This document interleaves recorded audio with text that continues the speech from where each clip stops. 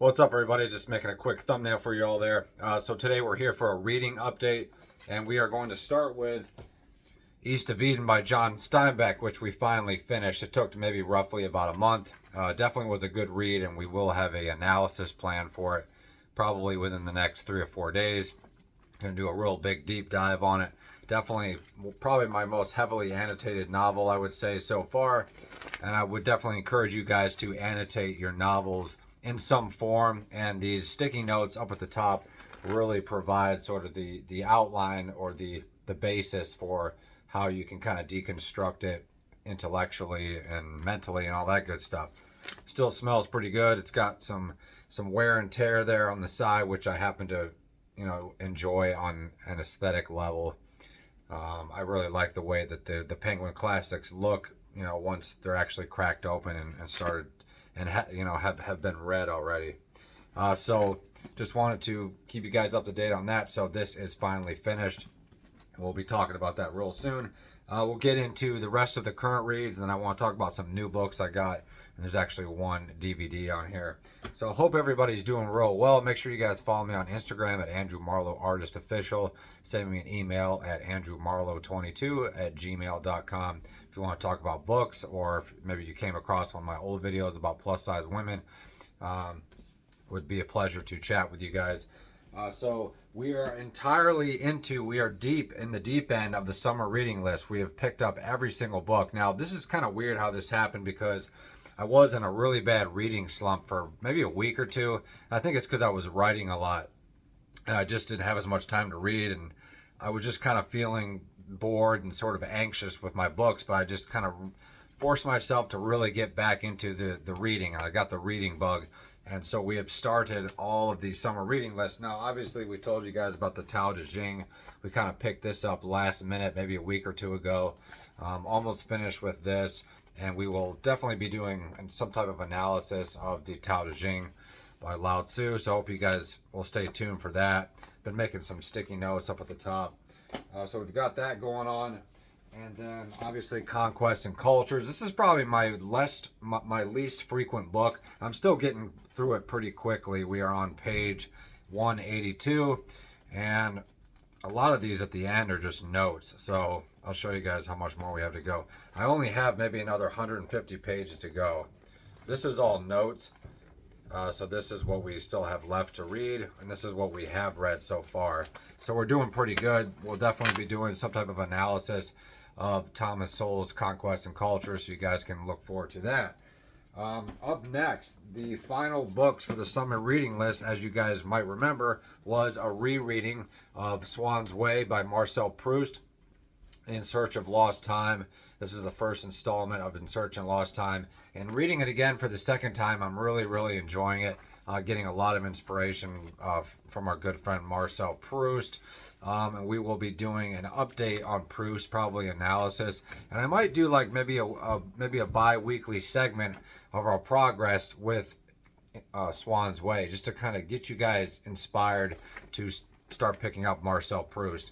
Definitely won't regret it. Now, this is my second time reading it. I did not really heavily annotate the first time. There's some written annotations in here, but I really wanted to make a point to make sure I get the sticky notes going for the second reread. That way, when it comes time for a full deep analysis, we'll have that ready. Up next, we have American Predator by Maureen Callahan. This is the story of how Israel Keyes was finally caught. And this one is a page turner, guys. This is probably one of my top books of the year.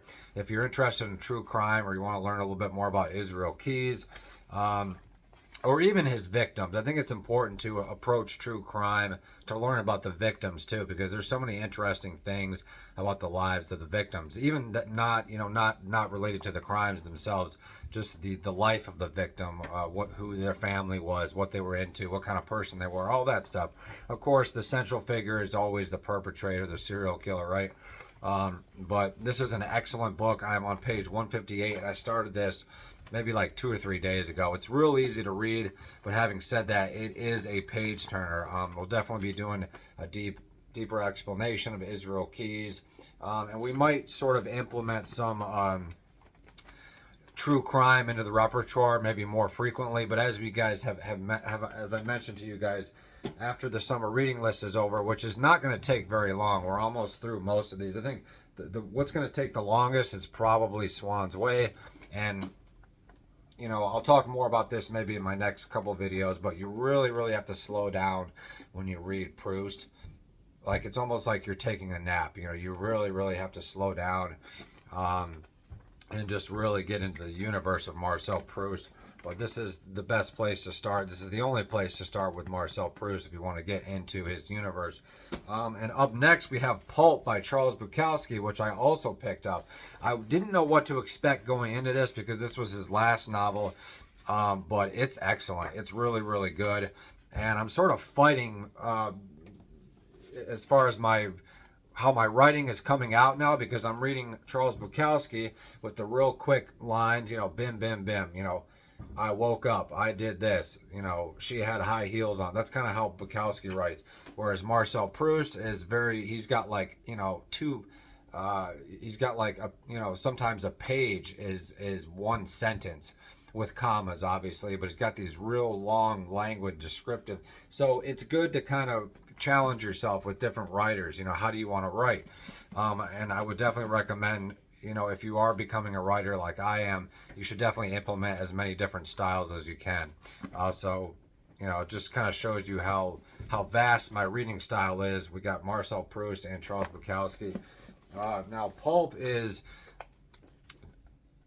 I would say it's fairly autobiographical, but it's more like a hallucination or a dream or some type of vision that he's sort of having as he's dying, or maybe he's already dead in this novel. I'm not really sure how to describe it. We're only on chapter 4, but it's not going to take us too long to read. Bukowski, you can blow through Bukowski books in, a couple of weeks, probably less, if you really wanted to. But we'll talk a little bit more about Pulp as it gets closer to the finish. So those are all the current reads. Let's just get you guys up to speed on this quick little book haul. It's not real big, but we'll start with the DVD of East of Eden. I told you guys about this. Look at that beautiful picture of Jane Seymour. I used to have this on VHS, so this is just going to kind of supplement the novel that we read. But the funny thing about the movie is that I think it only sort of captures a small part of the novel with Charles, Adam, and Kathy, or Kate, as she's later called in the novel. This is just a little, it's quite extensive. It was originally a miniseries. There's 3 discs. There may be at least 3 or 4 hours each. So it's fairly extensive, but like I said, I think it only focuses on that one sort of initial part of the novel with the struggle between the 2 brothers and the evil seductress, Kathy. So we'll keep you guys up to date on that. Up next, we have The Ketra and the Rye by J.D. Salinger. And you see that Skittles stuff right there? Maybe that was early Skittles propaganda or something. And I don't mean the candy Skittles. I mean the other kind of Skittles. But this is sort of the handbook, supposedly, from what I've understood. This is the handbook for, like, a lot of crazy assassins have read this book. Like the guy that, hurt John Lennon. Was actually obsessed with this book. So obviously it's just a regular sort of teenage coming of age novel, right? But there's also, it could have been some type of sort of CIA propaganda as well. So if we have any J.D. Salinger fans, he was a very mysterious character himself.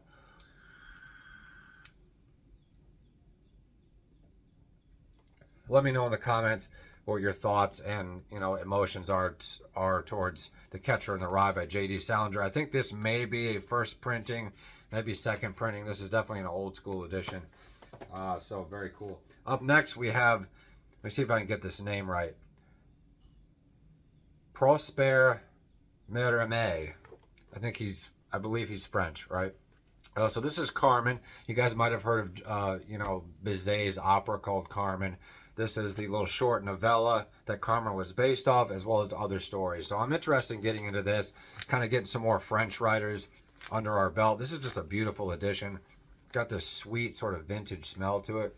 Just excellent stuff. Really great. The World Classics. I don't think I have Oxford. Oh, this is an old school Oxford World Classic, How about that, ladies and gentlemen? I believe it's an Oxford World Classic. The World Classics. Yeah, this is Oxford World Classics. So this is really cool to have a more vintage edition of this. It's in beautiful condition. So we'll keep you guys up to date on Prosper Mérimée. Not real familiar with him at all. He's kind of not really a household name, right? But we'll be getting into him at some point. Up next, we have this beautiful copy of the portable Nietzsche, rather. Friedrich Nietzsche. I do have some Nietzsche in my philosophy section. I really love this really big print on this book. And I read another book that was in this series. Whoever publishes this makes these beautiful, editions here with this really beautiful print. So, yeah, like I said, not an expert on Friedrich Nietzsche, but definitely looking forward to getting into the universe of Friedrich Nietzsche. Up next, we have Vladimir Nabokov novels, his 1969 to 1974 novels, featuring Ada, Transparent Things, and Look at the Harlequins. One of these sort of follows suit with the strange sexual material that Nabokov was fascinated by. One of these stories is about a man who falls in love with his sister, so that sounds really interesting. I still need to get Lolita in my collection. Have not really checked out Lolita. I actually did read Lolita back in middle school or high school, but I actually don't have it in my collection. This is a beautiful, what do they call these, Library of America edition. Super fantastic. And like I said, guys, look at that. That's just brilliant. Look at that dark green, beautiful cover there. It's got a green thing. So I get these at the secondhand bookstore. So I just maybe spend, I don't know, maybe 40 or 50 bucks, a little more, a little less, depending on that, every couple weeks, maybe once or twice a month. So I'm not spending, big bucks on this, but it does add up. So you have to make sure you're using your discretion. So these last three are kind of all in the same sort of genre, I would say. Sort of, kind of not. Up first is the Rum Diaries by Hunter Thompson. Hunter Thompson's definitely been on my radar, but haven't really had the opportunity to really get into him yet. But he's sort of like a proto-Bukowski type, I guess you could say, maybe a little more, classically oriented or something. I think that might be a picture from the movie with Johnny Depp. So if you have any Rum Diary fans out there, it definitely looks about the size and maybe the ease of a Bukowski book. I think he was maybe a little after Bukowski, maybe a little at the same time. I'm not really sure. Not an expert on him. A beautiful edition of the Rum Diaries. I'll keep you guys up to date on this. Sort of just a tale about an alcoholic living in Puerto Rico. So that sounds pretty interesting.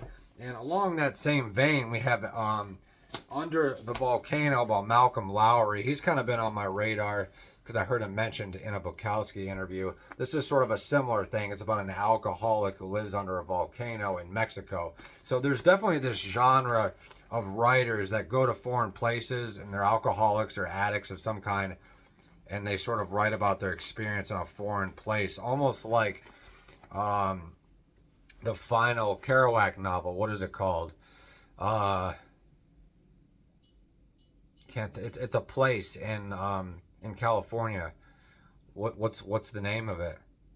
Big Sur. Yeah, I still need to get Big Sur in my collection. So this is sort of in the vein of Big Sur. A lot of writers at this time were kind of doing this thing where they were on their last leg and they were writing about their addictions in some foreign place or new place.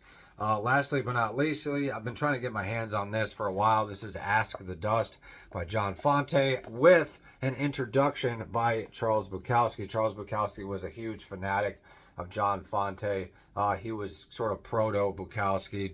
He got his arms or his legs chopped off because he had gangrene or something, which is really crazy. It does have some like interviews or quotes at the bottom. Really cool picture of him. He almost kind of looks like Bukowski. So this is real short. It's about 149 pages. Really beautiful print, brand new. So just some new authors to kind of explore, sort of that were inspired by or came before or after Bukowski, just to kind of expand our horizon on sort of the nitty gritty of sort of Bukowski style.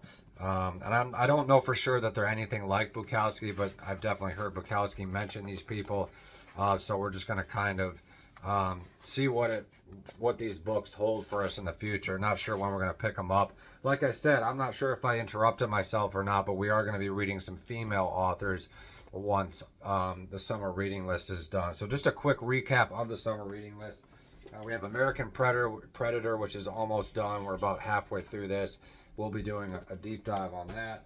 Then we have Conquests and Cultures. This is kind of like my slow read. I'm kind of just taking my time with it, really absorbing it. I find that historical books are a little more difficult to read. They're not quite as easy to blow through as novels. Then we have the Tao Te Ching. We should be done with this, very soon. And then we finished East of Eden. Give me a pat on the back. And then we have Charles Bukowski Pulp and Swan's Way by Marcel Proust. So that's pretty much it, guys, in a nutshell. I hope this video inspires you to keep reading. If I'm reading, there's no excuse that you shouldn't be reading. And we'll talk to you all real soon.